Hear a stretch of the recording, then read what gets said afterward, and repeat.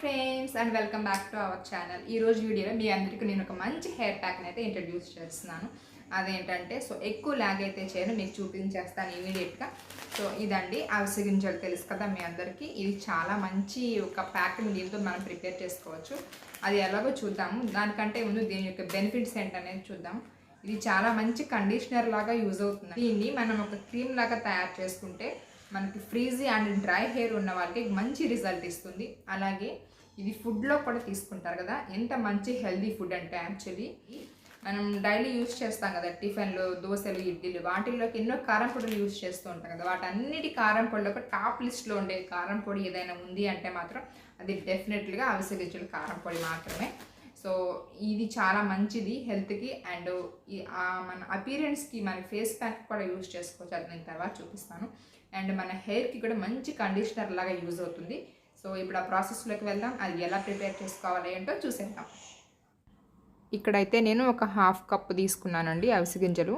ఇవి flax seeds అంటాం కదా, వీటికి 1:4 రేషియోలో మనం వాటర్ తీసుకోవాలి. ఇక్కడ నేను హాఫ్ కప్ తీసుకున్నాను కాబట్టి 2 గ్లాసెస్, అదే 2 కప్స్ తీసుకున్నాను అనమాట వాటరు.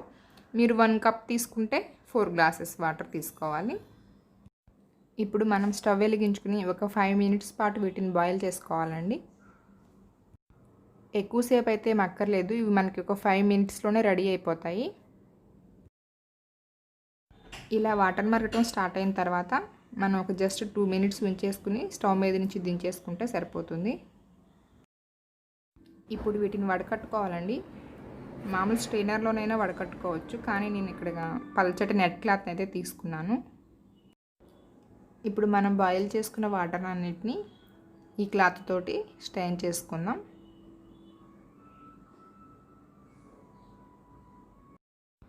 వీటిని స్టవ్ మీద నుంచి దించిన వెంటనే ఇలా వేడివేడిగా ఉండగానే స్ట్రెయిన్ చేసుకోవాలి.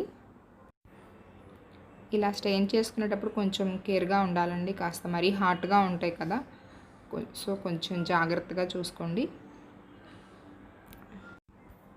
ఇప్పుడు మనం ఇలా తయారు చేసుకునే ప్యాక్ని ఒక 5 మినిట్స్ లేదా 10 మినిట్స్ పాటు చల్లారనివ్వాలి.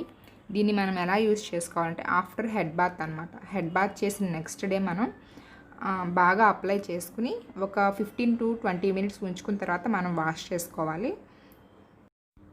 షాంపూ యూజ్ చేయకుండా నార్మల్ వాషే చేసుకోవాలండి. ఇది మనకి స్మెల్ ఉండదు అసలు, చాలా బాగుంటుంది, మనకి కండిషనర్ లాగా యూజ్ అవుతుంది. అండ్ హెయిర్ గ్రోత్కి, హెయిర్ స్మూత్నెస్కి కూడా మంచిగా యూజ్ అవుతుంది.